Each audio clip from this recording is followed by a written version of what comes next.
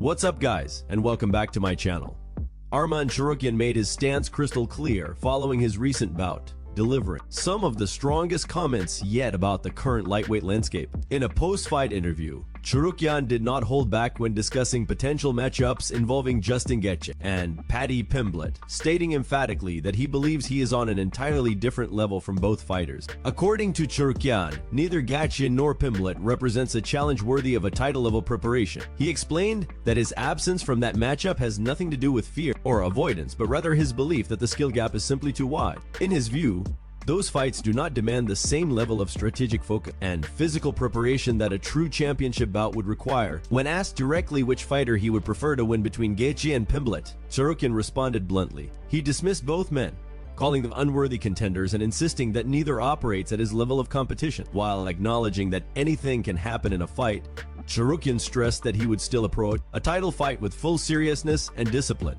even against opponents he believes are inferior. His comments reflected supreme confidence in his abilities, bordering on outright dismissal of the current contenders ahead of him. Tsarukyan went on to explain that if he believed himself to be weaker or less complete as a fighter, he would already be competing in those matchups. Instead, he sees his skill set, fight IQ, and overall readiness as far ahead of the field, making those fights unnecessary from his perspective. This mindset further reinforces his belief that he belongs in championship discussions rather than contender bouts. In addition to his bold remarks, Tsarukyan confirmed reports that he is willing to serve as the official backup fighter for the upcoming UFC 324 main event. He stated that he is fully prepared to stay in peak condition and step in if needed should any issues arise with the scheduled fighters. As of now, the UFC has not announced an official backup for the fight, leaving the door open for Tsarukyan to insert himself into the title picture on short notice. With confidence at an all-time high and his eyes firmly set on UFC gold, Tsarukyan continues to position himself as a serious threat to the lightweight division, making it clear that he believes the rest of the field is still trying to catch up.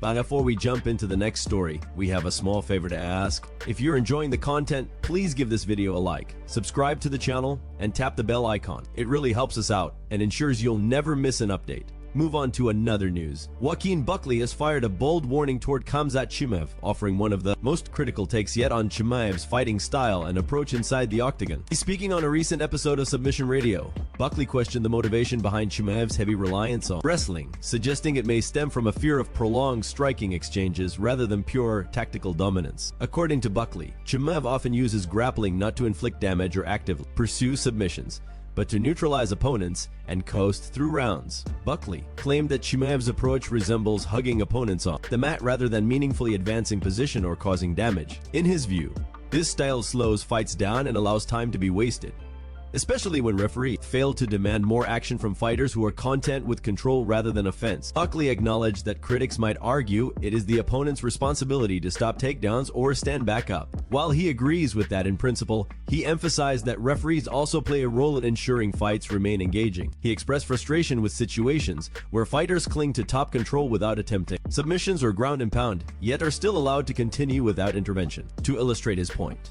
Buckley contrasted Chimaev's grappling with that of former lightweight champion Khabib Nurmagomedov. While Khabib relentlessly pursued takedowns, Buckley argued that he never simply held opponents in place. Instead, Nurmagomedov consistently advanced position, unleashed brutal ground and pound, and visibly broke his opponents down. Buckley cited Khabib's dominant performance against Edson Barboza as a prime example of grappling used with intent, aggression, and damage. Buckley made it clear that he respects wrestling when it is used offensively and decisively. However, he drew a firm line when grappling becomes a safety net rather than a weapon. In his opinion, if a fighter relies solely on holding someone down because they are afraid of being knocked out on the feet, that approach should be criticized rather than praised. Taking things a step further, Buckley revealed that he even offered Chimaev $50,000 to agree to stay on the feet for at least one full round without using wrestling. Buckley claimed that if Chimaev accepted such a challenge, he would be exposed and knocked out, shattering the image of Chimaev as an unstoppable force or boogeyman of the division. Buckley's comments have sparked debate among fans, raising questions about whether Chimaev's dominance is rooted in strategic brilliance or cautious control designed to avoid danger.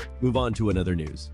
Manel Kape has reignited his rivalry with rising flyweight contender Joshua Van, delivering a sharp and threatening response to comments Van made several months ago. The exchange adds another layer of tension to an already competitive flyweight division, where verbal warfare often precedes high-stakes matchups inside the octagon. The situation dates back to earlier this year when Joshua Van took aim at Kape on social media. At the time, Van suggested that Kape was lucky to have withdrawn from a scheduled bout, implying that the decision spared him from a decisive beating. The remark gained traction among fans, with some interpreting it as Van's declaration that he was ready to surpass more established names in the division. Now, Kape has finally addressed the comment after resurfacing the original quote online. Taking to social media, the former Risen champion fired back with a message that left little room for interpretation. Kape challenged Van directly, urging him not to back out if the opportunity to fight arises and promising a definitive ending should they ever share the octagon. In his post, Kape mocked Van's confidence and questioned his resolve, telling him to show up and leave the rest to him. The tone of the message was unmistakably aggressive, as Kape went on to predict that he would put Van to sleep before any so-called fairy tale run could even begin. The statement reflected Kape's belief that experience, skill, and composure at the elite level will ultimately outweigh hype and online bravado. Kape's response highlights his frustration with what he appears to view as premature trash talk from a younger fighter still building his resume. As someone who has competed against top-tier opposition in the UFC and beyond, Kape seems eager to remind the division that he remains a serious threat and not someone to be dismissed lightly. This exchange has quickly caught the attention of fans and analysts, many of whom are now called for the matchup to be booked. Stylistically, a fight between Kape and Van would promise fast-paced action, technical striking, and high intensity, making it an appealing bout for the UFC's flyweight lineup. While no fight has been officially announced, the verbal back and forth has successfully set the stage. Whether Joshua Van chooses to respond or let his performances speak for him remains to be seen. What is clear, however, is that Manel Kape has drawn a line and made his intentions known. If the two ever meet inside the cage, this war of words suggests the rivalry will be settled violently and decisively. Move on to another news. More details have surfaced regarding the ongoing divorce proceedings involving UFC star Ilia Topuria and his estranged wife Georgina, shedding light on a complex and highly sensitive situation that continues to develop. According to recent reports, the couple decided to separate in August, with initial discussions centered primarily on financial arrangements and matters related to their child. Sources claim that early negotiations surrounding the separation were driven by financial demands allegedly presented by Georgina. These discussions reportedly took place before any formal legal action was initiated.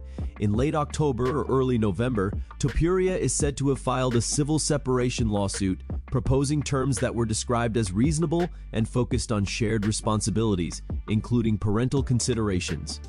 Following notification of the separation filing, Georgina allegedly began seeking legal representation. It was at this stage, according to the reports, that she first claimed to be a victim of domestic abuse. She reportedly asserted that she possessed evidence that could place Topuria in serious legal jeopardy. Alongside these allegations, Georgina allegedly demanded a significant sum of money in exchange for not pursuing a formal abuse complaint. Reports indicate that the financial demands were extremely high and that Topuria initially agreed to meet all requested conditions in an effort to resolve the matter privately. Despite these discussions, it is alleged that shortly after becoming aware of the separation filing, Georgina proceeded to formally file an abuse complaint. As of now, there have been no arrests, restraining orders, or official legal notifications issued against Topuria in relation to these allegations. This absence of immediate legal action has been noted by observers, given the severity of the claims involved. Despite this, Georgina has reportedly attempted for several months to bring the story into the public eye, including considering making a public appearance while presenting certain materials related to her claims. Additionally, reports suggest that Georgina has faced difficulties in securing long-term legal representation, though the reasons for this remain unclear and unconfirmed. Topuria, for his part, has strongly denied all allegations. He has reportedly stated that he possesses audio recordings and video evidence that he believes will prove his innocence. According to sources close to the situation, Topuria is considering pursuing legal action against Georgina, potentially including claims of attempted extortion, falsification of evidence, and theft of money. It is important to note that these claims and counterclaims remain allegations at this stage, and no court rulings have been made public. As the legal process continues, the situation remains fluid, with further developments expected. Until official findings are reached, all parties involved are entitled to the presumption of innocence, and the matter remains a private legal dispute playing out under intense public scrutiny. Move on to another news. Arman Tsarukyan showcased his grappling prowess once again, earning a decisive victory at ACBJJ 20. Competing in a highly anticipated match, Tsarukyan demonstrated both technical skill and strategic intelligence, ultimately submitting his opponent with a textbook rear naked choke. This performance further cements his reputation as not only a formidable MMA fighter, but also an elite grappler capable of dominating in pure submission competition. The match highlighted Tsarukyan's ability to control pace, maintain positional dominance, and capitalize on his opponent's mistakes. From the opening moments, he displayed calm composure, carefully analyzing his opponent's movements and waiting for the perfect opportunity to advance. Once the opportunity presented itself, Tsarukyan executed a flawless transition, securing the rear position and applying the choke with precision. His opponent had little chance to escape, and the submission was applied cleanly, leaving no doubt about the outcome. Tsarukyan's victory at ACBJJ 20 is significant for several reasons. First, it underscores his versatility as a fighter. While many recognize him for his striking and overall MMA skill set, this win highlights his high-level grappling and submission abilities, proving he is a threat in any combat sport environment. Second, it demonstrates his mental focus and patience. Grappling matches often require a combination of technical expertise and strategic timing, and Tsarukyan managed both with remarkable poise. The rear naked choke, a staple in Brazilian Jiu-Jitsu and MMA, is a technique that requires perfect positioning, control, and leverage. Tsarukyan's execution showed his extensive training and experience in grappling arts as he effortlessly moved into position, secured his opponent's back, and applied the choke without unnecessary force or risk. Observers noted that his smooth transitions and ability to read his opponent were key factors in his victory. This performance adds to Tsarukyan's growing legacy in both MMA and grappling circles. Fans and analysts alike praised his skill, noting that his dedication to refining every aspect of his game, from striking to grappling, continues to pay dividends. With this win, Tsarukyan not only reinforces his status as a top-tier athlete, but also sends a clear message to competitors that he is a well-rounded, formidable opponent capable of finishing fights in multiple ways. Overall, Arman Tsarukyan's triumph at ACBJJ 20 serves as a testament to his technical mastery, strategic acumen, and relentless drive to succeed. His rear naked choke victory is yet another example of why he is considered one of the most dangerous and skilled fighters in his division and beyond. Move on to another news.